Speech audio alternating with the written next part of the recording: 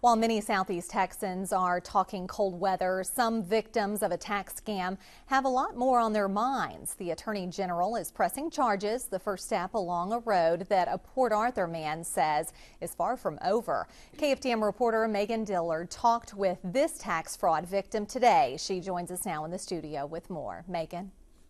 Well, Kelly, it's a scam in which investigators say people prey on victims who draw disability or Social Security checks. Investigators say this is how it works.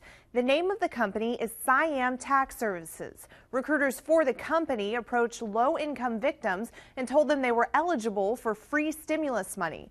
The victims provided personal information like Social Security and bank account numbers, which Syam then used to file false tax returns on the victim's behalf. The IRS then refunded that money, some into the account of the victim and the rest into Syam's bank account.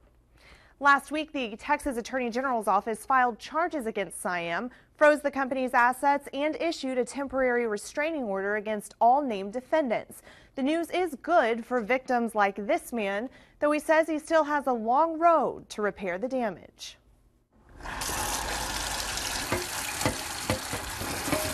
Theodore Victor Sr. is cleaning up in his Port Arthur home.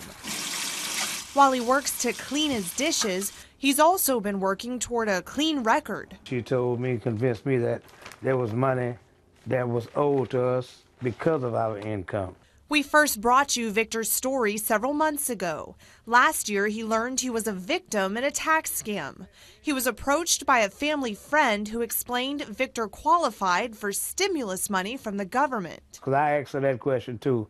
Who are you working for? Who are you getting paid? She said she's just doing this out of her heart to help people. Victor, who is disabled and lives on Social Security benefits, bought into the lie. He handed over personal information. 2 weeks later, he had a deposit in his bank account for more than $750 from the U.S. Treasury. Then, they sent me a refund in error because the return was not filed with my consent. He realized it wasn't stimulus money at all.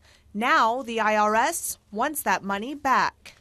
I got started on it once I realized I was thinking it was a scam, and once I found out that where the money came from, that's when I went to IRS, Better Business Bureau, identity theft affidavit.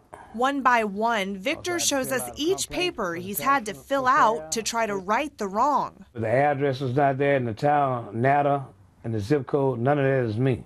A made-up address, a forged signature, papers Victor claims he hadn't seen until the AG's office filled him in on the investigation. The Attorney General sent me all this information here. A shaken sense of security, a long road to repair the damage. He still owes the money, but he says he'll fight.